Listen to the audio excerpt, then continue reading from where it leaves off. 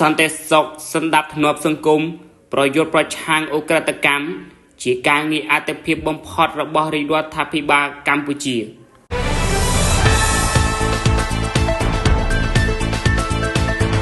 សម្ដេចមហាប្រធានហ៊ុនម៉ាណែតនាយករដ្ឋមន្ត្រីបានគូរំលែកថាដោយមើលឃើញពីគ្រោះថ្នាក់យ៉ាងធ្ងន់ធ្ងរចំពោះសង្គមជាតិដែលបង្កឡើងដោយឧក្រិដ្ឋកម្មឆបោកតាមប្រព័ន្ធបច្ចេកវិទ្យា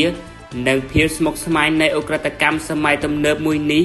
ដែលបណ្ដាលឲ្យប្រតិក្រឡាគ្នាពីប្រទេសមួយទៅប្រទេសមួយរាជរដ្ឋាភិបាលនីតិកាលទី6នៃរដ្ឋសភា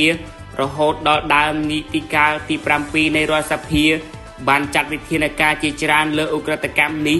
ដោយទទួលបានលទ្ធផលវិជ្ជមានជាច្រើនតាមរយៈសារពិសេសផ្ញើជូនបងប្អូនប្រជាពលរដ្ឋជំរុញជាតិការត្រឡប់ថ្ងៃទី13ខែមករាសម្ដេចធិបតីបានបញ្ជាក់ថា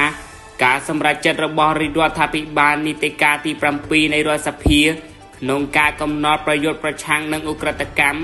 គឺជាភារកិច្ចអាទិភាពក្នុងរបៀបវិរៈនយោបាយរបស់ខ្លួនគឺពុំមែនជាការចៃដន្យឡើយសម្ដេចធិបតីបន្ថែមទៀតថា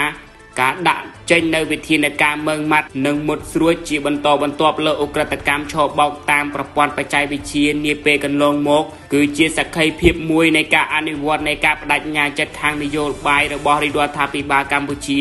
ក្នុងការប្រយុទ្ធប្រឆាំងនឹងឧក្រិដ្ឋកម្មឆ្លងដែនមួយនេះដែលជាក្តីកង្វល់របស់កម្ពុជាយើងតំបន់និងពិភពលោកបើតាមសម្ដេចធិបតីសន្តិសុខនិងសណ្ដាប់ធ្នាប់សង្គមនិងការប្រយុទ្ធប្រឆាំងនឹងឧក្រិដ្ឋកម្មគឺជាអាទិភាពមួយនៃគោលនយោបាយរបស់រាជរដ្ឋាភិបាលកម្ពុជាដើម្បីធានាបាននូវសន្តិសុខរបស់ប្រជាពលរដ្ឋនិងប្រយុទ្ធប្រឆាំងនឹងឧក្រិដ្ឋកម្មឆបោកតាមប្រព័ន្ធបច្ចេកវិទ្យាគឺជាចំណុចដ៏សំខាន់ពេលនេះបន្ថែមពីលើកិច្ចខិតខំប្រឹងប្រែងលើកិច្ចអាទិភាពសំខាន់ៗរបស់ជាតិផ្សេងទៀត